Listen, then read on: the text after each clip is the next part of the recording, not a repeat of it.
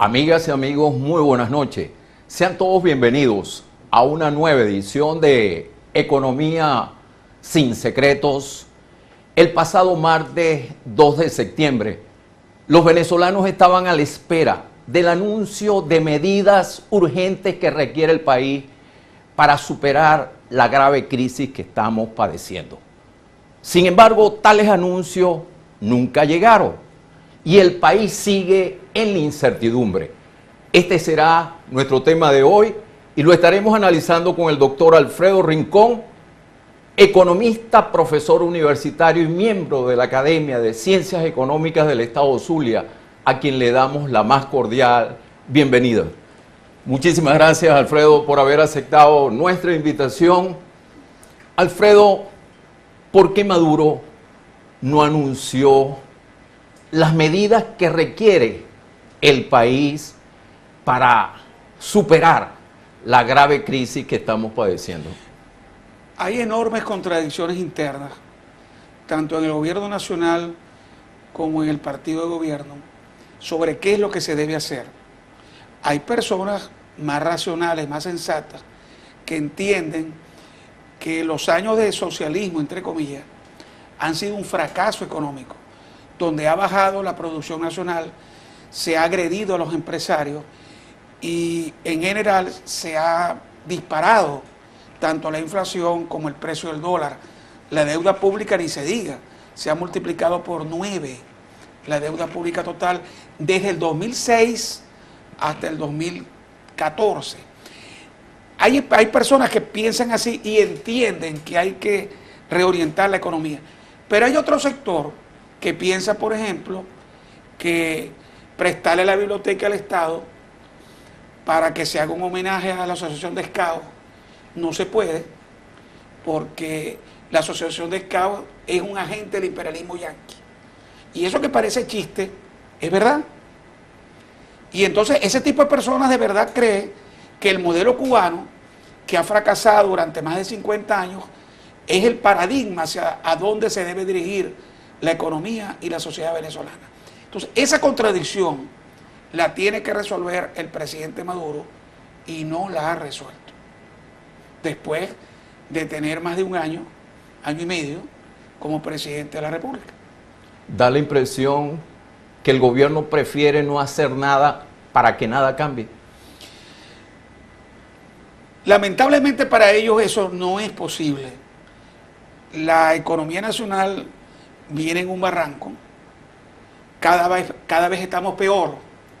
Lo que se conseguía hace un año hoy no se consigue, y si se compra hay que pagar el doble o el triple, de tal manera que el gobierno tiene que hacer algo, pero por estas contradicciones, por una ortodoxia marxista comunista, no se atreve, y cada día nos ahogamos más en esa especie de pantano, de mar de los sargazos en los que estamos. ¿El éxito económico no es una prioridad para este gobierno, Alfredo? No, no lo es. Es el control político, como bien lo ha dicho el propio Chávez, Maduro y recientemente Aristóbulo Istúriz, cuando refiriéndose, por ejemplo, al control de cambio, dijo: olvídense que esa es una medida política y no se va a soltar el control de cambio. Entonces, yo en este momento no te digo todavía si podemos salirnos del control de cambio de inmediato, sobre eso podemos hablar más tarde, pero evidentemente que si se entiende como un control político, no le pidas a los empresarios y a los venezolanos que tienen dólares en el exterior que los traigan. A los gobiernos, a las revoluciones, quise decir, les conviene mantener la miseria, pues ella crea dependencia del Estado. Bueno, yo no me atrevo a asegurar eso, pero recuerdo palabras del ministro Giordani hace muchos años, de otras personas y recientemente del ministro de Educación, de Héctor Rodríguez, que apuntan a eso. En el caso de Rodríguez dijo algo así como que, ay, ¿qué quieren? Que los mejoremos en su situación económica para que pasen a ser escuálidos. Pues, si las personas que están gobernando creen que la mejoría económica de los venezolanos los va a hacer opositores, pues lógicamente no les conviene la mejoría de la situación económica.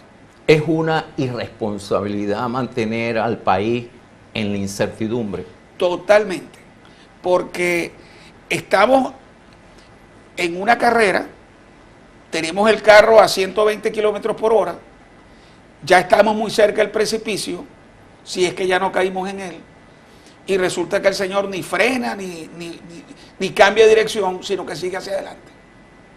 Entre más tiempo se demore el gobierno en la toma de decisiones, mayor será el deterioro de la economía, Alfredo. Evidentemente, ya este año hay recesión.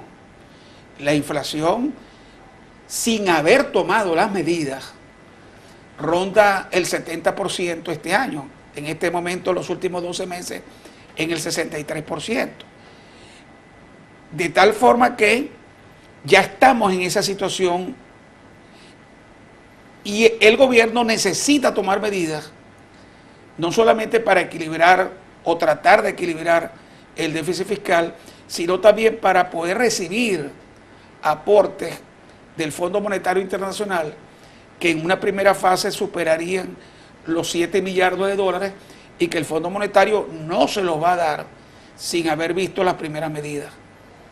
Tengo que hacer una pausa. Vamos a dejar una pregunta en el aire porque el pasado martes 2 de septiembre Maduro también anunció que la economía iba a tener una vicepresidencia militar. Al retorno de unos comerciales tú le vas a explicar a los televidentes qué podemos esperar de los militares manejando la economía venezolana. Tengo que cumplir con nuestra primera pausa comercial. Al retorno seguiremos conversando con el doctor Alfredo Rincón, economista, profesor universitario y miembro de la Academia de Ciencias Económicas del Estado Zulia.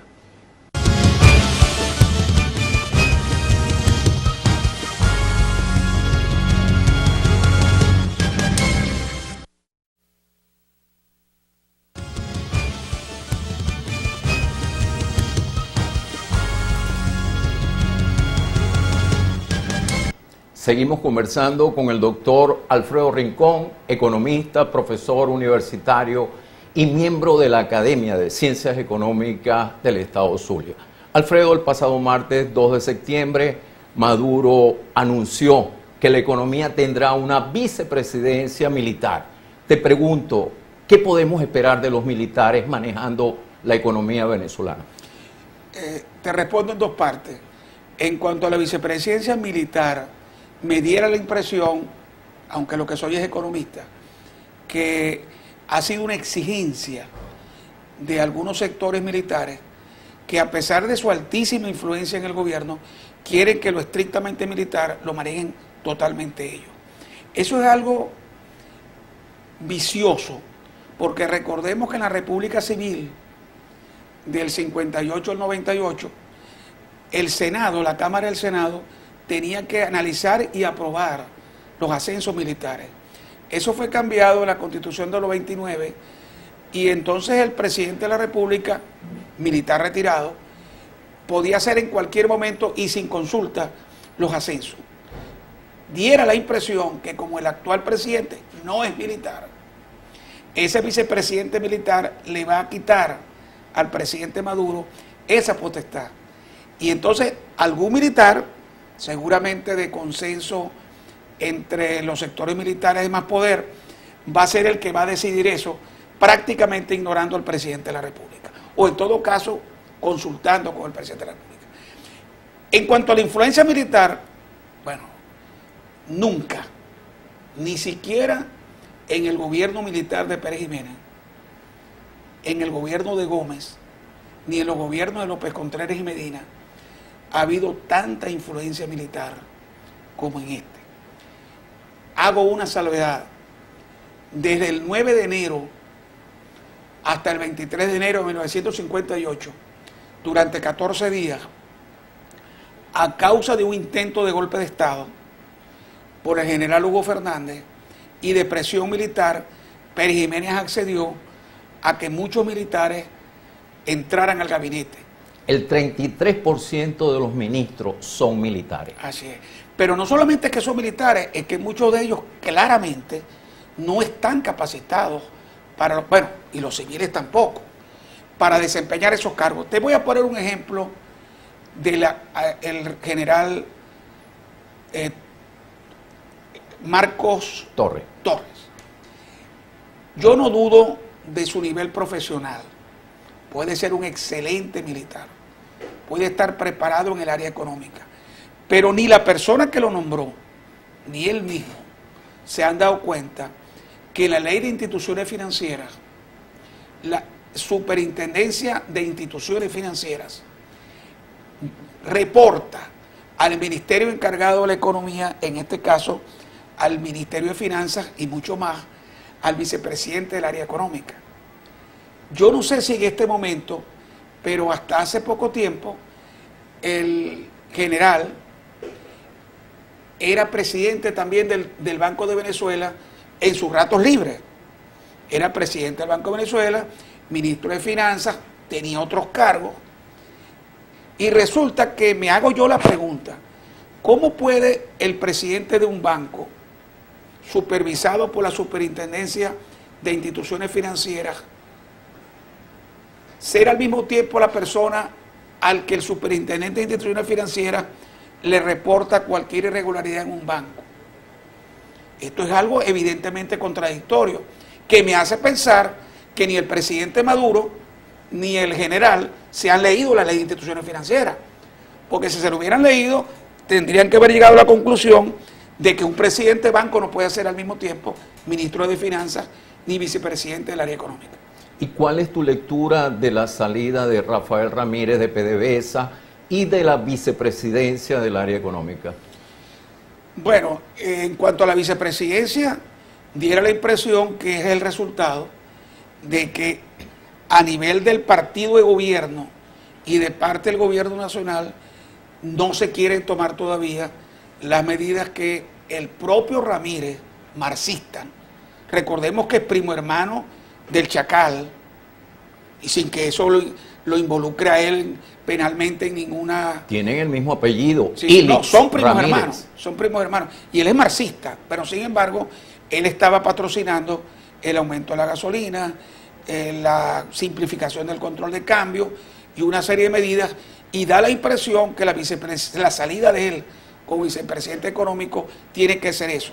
Además, el señor tenía 11 años siendo simultáneamente ministro de Energía y Petróleo y presidente de PDVSA, lo cual era otra contradicción en cuanto a controles. Y por otro lado, seguramente algunos sectores del gobierno querían poner la mano en PDVSA, más de lo que lo ha estado, que PDVSA ha sido la caja chica, como se dice vulgarmente, del gobierno nacional y del partido de gobierno. Se dice, Alfredo, que los radicales del gobierno no quisieron aceptar los ajustes que propuso Rafael Ramírez. Sí, da esa impresión, porque después que Ramírez se ha reunido en Londres con banqueros internacionales, que ha tenido contactos en Nueva York, en París, con banqueros, con inversionistas, y se ha comprometido a una serie de medidas, el hecho de que lo saquen involucra una gran oposición en el seno del Partido Socialista y de gobierno en cuanto a esas medidas. Ahora, las medidas que debe tomar el gobierno son impopulares y le temen al costo político. Desarrollamos este tema cuando vengamos de una pausa. Tengo que cumplir con nuestra segunda pausa comercial. Al retorno seguiremos conversando con el doctor Alfredo Rincón, economista, profesor universitario y miembro de la Academia de Ciencias Económicas del Estado Zulia.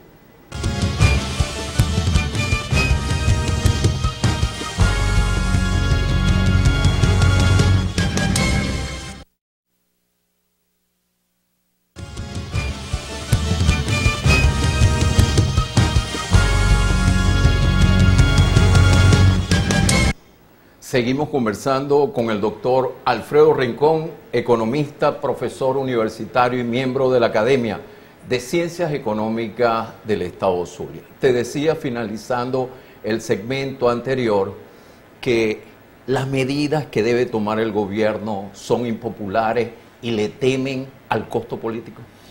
Es posible, aunque tendrá que tomar medidas importantes, drásticas, en los próximos meses, más cerca aún de las elecciones parlamentarias del 2015. Una medida, por ejemplo, es el aumento de la gasolina. Casi el 60% de la población rechaza el aumento de la gasolina. ¿Se atreverá Maduro a tomar esa medida? Yo creo que sí, pero en buena lógica, el gobierno debería darle un enfoque integral al problema de la gasolina. Por ejemplo, ¿con qué autoridad ética puede un gobierno que subsidia el petróleo a 21 países encabezados por Cuba, porque solo le cobra la mitad del petróleo y la otra mitad la remite a 20 o 22 años?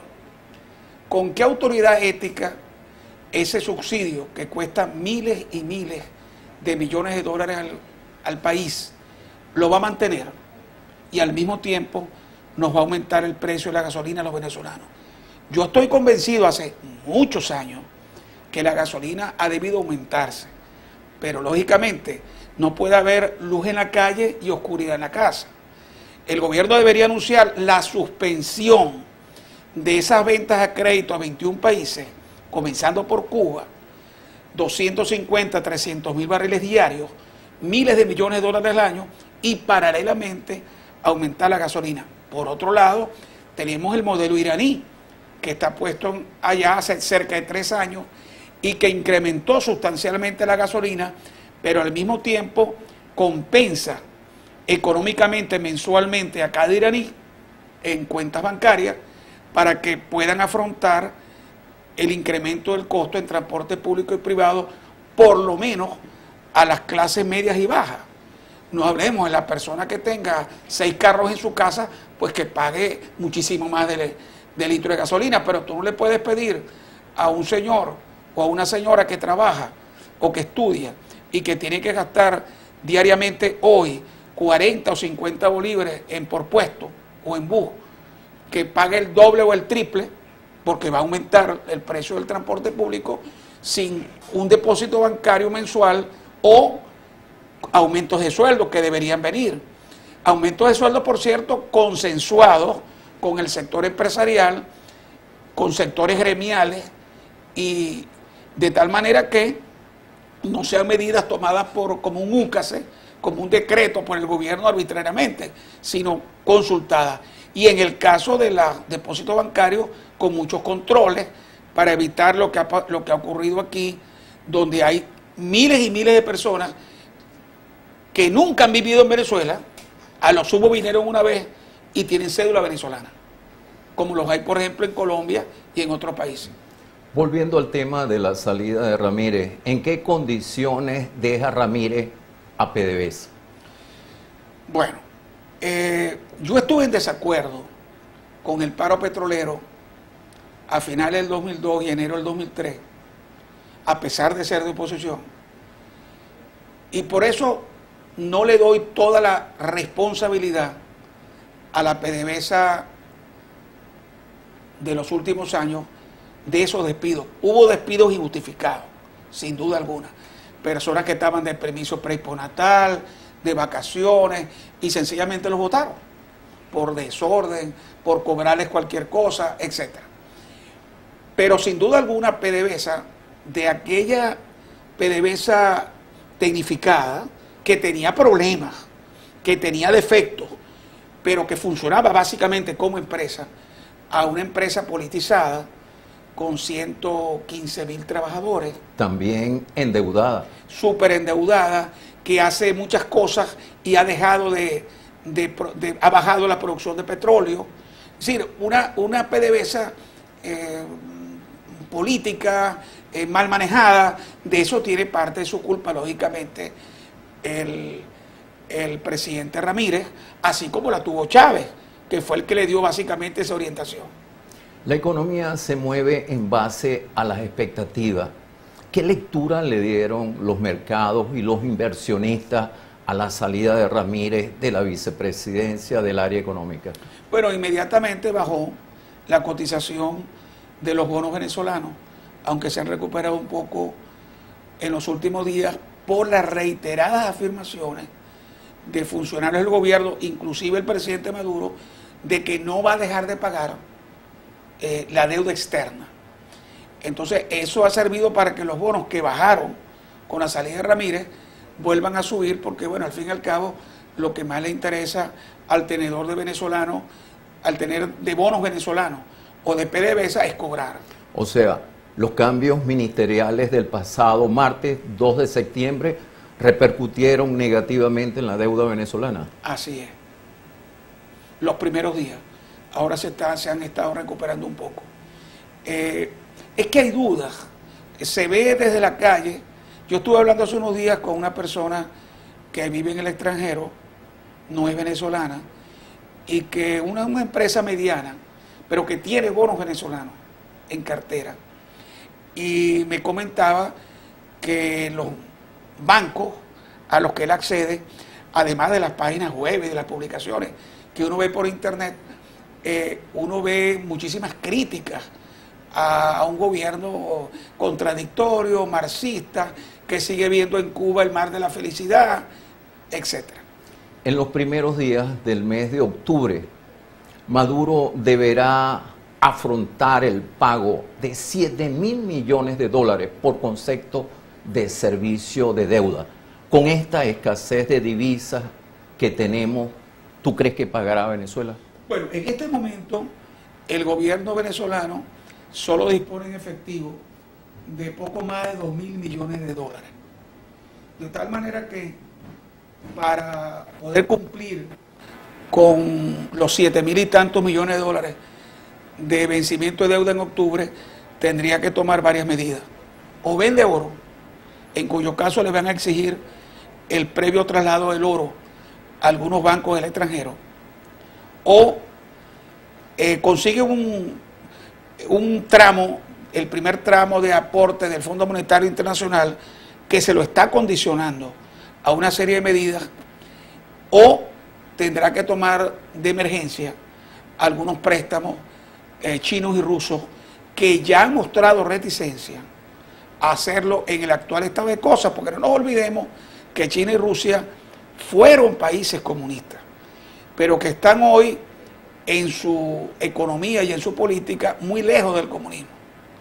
Entonces ellos cobran, y cobran hasta mejor que los norteamericanos, porque los norteamericanos nos prestaban dinero a través de bancos, pero nos los cobraban a su vencimiento. Los chinos no. Los chinos nos condicionan a que buena parte de esos fondos chinos son obras hechas por chinos, por empresas y trabajadores chinos, miles hay en Venezuela, y al mismo tiempo te cobra de inmediato el petróleo. Y los rusos están metidos acá, recordemos inclusive alguna presencia en la faja del Orinoco, aquí en Lagunillas, que regresaron a sustituir a los norteamericanos. Se habló de unas plataneras en el sur del lago.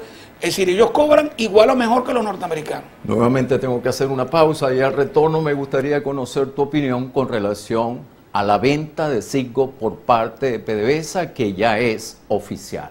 Nuevamente tengo que cumplir con unos compromisos comerciales.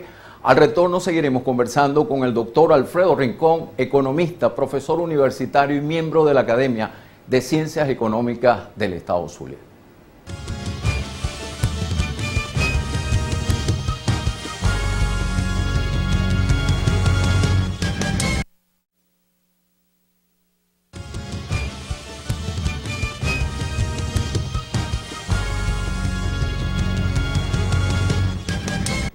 Seguimos conversando con el doctor Alfredo Rincón, economista, profesor universitario y miembro de la Academia de Ciencias Económicas del Estado Zulia. Alfredo, la venta de Citgo por parte de PDVSA. El gobierno aspira a obtener 10.000 millones de dólares por dicha venta. ¿Qué hay detrás de esa venta? Sí, yo pienso que hay varios motivos. El primer motivo que yo creo que debe pensarlo el país es que hay un grave riesgo de embargo de bienes de la República y de PDVSA en el exterior con motivo de el desacertado manejo por el gobierno de Chávez y de Maduro de dos cosas. Aquellos caprichosas y arbitrarios decisiones, como por ejemplo de acabar con empresas mixtas y que fueron aceptadas por algunas empresas, como la ENI italiana, pero fueron rechazadas por otras como la ConocoPhillips, que han demandado al Estado venezolano. Y la ExxonMobil. Sí, así es. Y que asciendan, entre otras, a montos superiores a los 10.000 millones de dólares. No entro en este momento a qué justificadas estén. Ojalá que la República de Venezuela y PDVSA ganen esos juicios. Pero si no los ganan, habría un embargo de los bienes que en primer término se van a meter con las cosas que tienen muy cerca. Refinerías, 7 o 9 refinerías, terminales, oleoductos que tiene Citgo, e incluso la propiedad de algunas, no las 6.000 bombas de gasolina, pero algunas que valen dinero. Ahora, el gobierno de PDVSA no nos vamos a salvar del embargo en el caso de que lamentablemente ocurra por la venta de Citgo. Baste con que en el futuro los deudores, los acreedores, intenten un embargo de barcos petroleros que transporten petróleo venezolano, de terminales que tiene Venezuela en el exterior y que perfectamente les pueden compensar a ellos a la larga los montos de demanda que han intentado. Pero hay otra cosa también muy grave, y fue que creo que a finales del 2005, puedo estar equivocado en la fecha, hubo aquí una decisión donde el entonces ministro de Finanzas y la entonces Procuradora General de la República, muy sospechosamente, cambiaron las reglas del juego, porque desde el año 83 había un grupo de personas en el extranjero intentando cobrar unos bonos supuestamente emitidos por Bandagro, que Bandagro siempre los negó y debió tener razón cuando tribunales, incluso italianos, le dieron la razón a la República en contra de sus propios ciudadanos, desde el 83. Pero en ese año 2005, 22 años después, hubo un cambio en la ley aprobada por la Asamblea Nacional que dijo que cuando el Ministerio de Finanzas o el Gobierno Nacional hicieran una consulta a la Procuraduría, esta consulta se hacía ley de la República y por tanto el Ministerio tenía que acatarlo.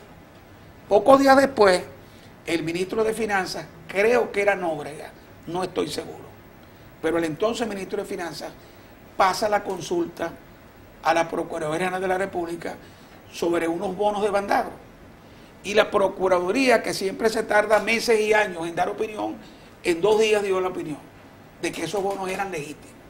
Hablando de opinión, ¿no te parece a ti que la venta de Citgo debería estar autorizada por la Asamblea Nacional o someterla a un referéndum consultivo? Bueno, someterla a la Asamblea Nacional es un mero paso, porque con esta Asamblea Nacional, que en cualquier momento deciden que no puede haber oscuridad, para que la gente no quede oscura de noche, aprueban cualquier estupidez que se le ocurra al gobierno, pues aprobarán lo de Citgo por 100 votos a 65. Eso no, pero debería legalmente, pero en todo caso sí debería consultarse con el país, porque evidentemente que es una medida importante que afecta el patrimonio de todos los venezolanos. Pero a la calladita este gobierno está privatizando PDVSA. Sí, cómo no.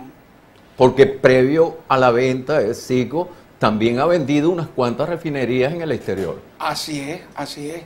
Ocurrió con la FEFA Oil y ha ocurrido con otra cantidad de cosas, e inclusive algunos discuten, algunos especialistas, si el sistema que tiene hoy de asociación con empresas extranjeras no es incluso peor que el sistema que tenía. ¿Quién le da permiso a este gobierno para tomar esas decisiones arbitrarias? Su propia arbitrariedad. El presidente Chávez y ahora el presidente Maduro saben que pueden hacer prácticamente lo que les dé la gana. Pero eso se puede calificar como traición a la patria. Bueno, yo no soy abogado, pero posiblemente pueda hacerse en la medida en que eso afecte los intereses venezolanos.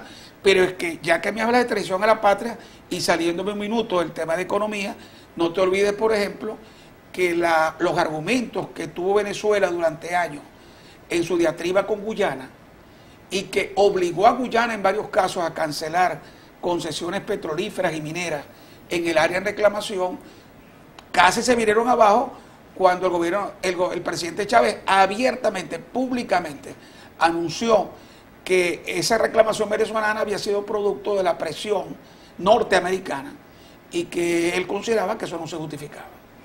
Si yo fuera abogado guyanés, en la próxima reunión que hubiera ante las Naciones Unidas o bilateral, pusiera la grabación y el video de las declaraciones de Chávez y después me fuera. Nuevamente tengo que hacer una pausa y al retorno me gustaría conocer de tu parte si el valor estratégico de Citgo es mayor que el valor de sus activos. Tengo nuevamente que cumplir con unos compromisos comerciales. Al retorno seguiremos conversando con el doctor Alfredo Rincón, economista, profesor universitario y miembro de la Academia de Ciencias Económicas del Estado Zulia.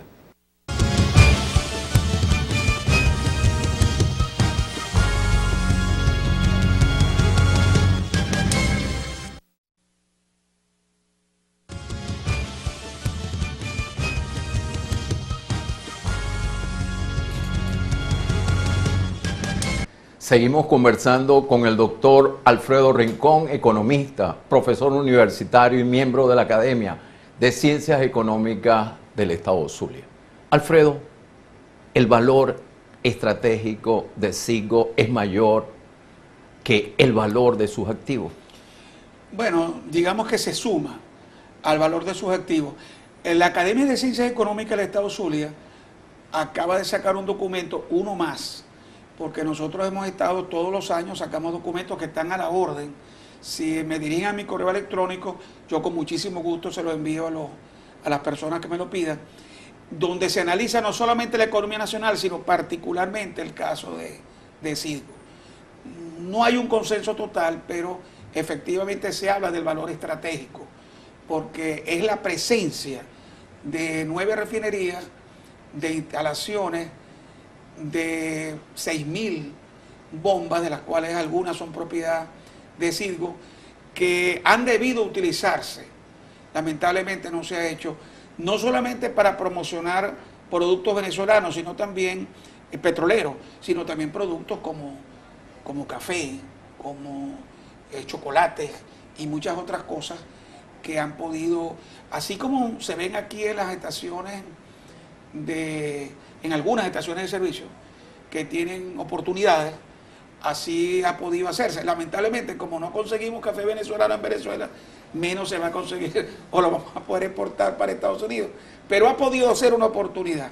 Ahora, insisto, lo que yo creo que realmente motiva al gobierno es la necesidad de dinero y el riesgo de embargo. Pero evidentemente que vamos a perder, si se hace la venta, un valor estratégico importante. Alfredo, hemos pasado de una economía productiva a una economía importadora en los últimos 15 años. En el pasado siempre hubo supervisión de nuestras importaciones. ¿Por qué en los últimos 15 años esta supervisión ha desaparecido? Bueno, Arnaldo, yo te voy a felicitar porque es la primera vez en la televisión venezolana que yo veo mucho, en los programas de opinión y de información, que yo veo hacer esta pregunta y la primera vez que me va a tocar a mí en suerte contestarla. En el año 83, cuando se impuso el control de cambio del llamado Viernes Negro, el gobierno nacional a través de RECADE y del Ministerio de Hacienda obligó a los importadores de bienes a que contrataran los servicios de una de 3 calificadoras. Recuerdo que la más importante era la Société Générale de Surveillance, Société Générale en francés, aunque esta empresa es suiza, es sociedad anónima, y Surveillance de Supervisión, que es la más grande del mundo.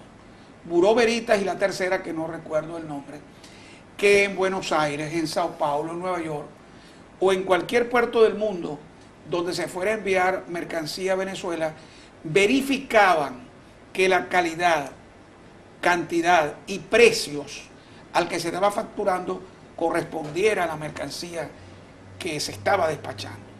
Entonces el importador, además de pagar el flete y al fabricante, tenía que pagar esa fiscalización, y el gobierno venezolano recibía la garantía esa. ¿Que hubo corrupción en Recadi? Sí, pero posiblemente limitada a algunas otras cosas, pero no importación, o muy poco importación, porque el fiscal y la empresa, que ganaban mucho dinero, pues les interesaba que el gobierno no las vetara, no las sacara, a raíz de que le descubrieran. Cuando se establece el control de cambio en Venezuela, en febrero del 2003, es posible que por la ignorancia o por el apuro, el primer mes no hubiera supervisión. Pero tengan la seguridad los venezolanos de que al mes siguiente, por interés de las propias fiscalizadoras, se hubieran acercado o se debieron acercar al gobierno de Caracas, decirle: mire señores, nosotros tenemos este servicio, nosotros cumplimos en los años 80. Y es bastante extraño que, hasta donde yo sé, ojalá que algún televidente o algún funcionario del gobierno me desmienta. Es tan extraño que en la actualidad no es conveniente la supervisión de las importaciones. Diera la impresión, porque después de 11 años, que yo sepa, se siguen importando productos en mal estado, se siguen importando productos que después se detecta sobreprecio del 30, del 80, del 100%. Es decir, no hay esa fiscalización. Entonces yo me hago la pregunta, si esa falta de fiscalización fue deliberada por algún funcionario del gobierno para abrirle paso a una enorme corrupción como nunca la ha habido en Venezuela. Esta corrupción de los últimos años deja en pañales a cualquier presidente o funcionario gubernamental del pasado, o es el mismo desorden que hay en el gobierno nacional, no lo sé. Alfredo, ¿qué tan preocupante es la situación de la economía venezolana? Es de vértigo, es de vértigo. Yo me siento como si estuviera al borde de un precipicio de 900 metros y tuviera detrás 500 personas tratando de empujarme. Así es que se siente el empresario típico de Venezuela. Tiene control de cambio, tiene control de precios, tiene inamovilidad laboral, tiene unas irrupciones de funcionarios del gobierno cuando no es el CENIAT, es la Sundacoe, y cualquier funcionario parroquial, de junta comunal, de lo que sea, que se siente con derecho, amparado en leyes inconstitucionales, muchas aprobadas por la Asamblea Nacional, que hacen realmente insostenible el funcionamiento de la economía venezolana tal como está hoy. Ojalá que este gobierno diera un viraje de 179 grados, para no exagerar y decir que son 180 grados. Hablando de viraje, con Maduro no podemos esperar el cambio de rumbo que el país necesita. Caramba, a mí me hubiera gustado que Maduro, al sustituir a Chávez, y especialmente después de su elección, hubiera hecho lo que hizo López Contreras o lo que hizo Adolfo Suárez en España. Recordemos que Eleazar López Contreras era el hombre de más confianza de Juan Vicente Gómez, y por recomendación de él y decisión del gabinete fue electo el presidente para terminar el periodo de Gómez. Y lo primero que hizo fue vestirse de civil, dar un viraje lento hacia la democracia, y prácticamente le sugirió a los Gómez que se fueran del país. Ya para finalizar, ¿cuál es el verdadero sacudón que la gente está esperando? Bueno, yo creo que debería haber un aumento paulatino de la gasolina, compensándose con depósitos bancarios, etcétera. Es decir, con el modelo iraní, un aumento general de sueldos y evidentemente una devaluación de la moneda, pero una devaluación ajustada con el aumento de salarios, porque si por ejemplo llevamos el dólar preferencial, vamos a llamarlo así, de 6.30 a 25 bolívares, es decir, a 4 veces más. Esas son medidas fiscalistas que solo van a favorecer al gobierno. Exacto, pero eso va a significar que el pan y las medicinas se van a multiplicar el precio por 4 y la gente, ni siquiera los profesores universitarios que fuimos, ya no somos una clase relativamente bien tratada, vamos a tener con qué comprar eso. Alfredo, se nos acabó el tiempo. Muchísimas gracias, gracias por acompañarnos en la noche de ti. hoy. También a ustedes, muchísimas gracias por la atención prestada. Y recuerden que este y todos los programas lo podrán ver a través de nuestro portal www.economiasinsecretos.com. Tengo que despedirme. Hasta el próximo domingo a la misma hora, 9 de la noche, cuando le brindaremos más de Economía sin Secretos. Espero que el programa de hoy haya sido de su agrado. Que pasen una feliz noche.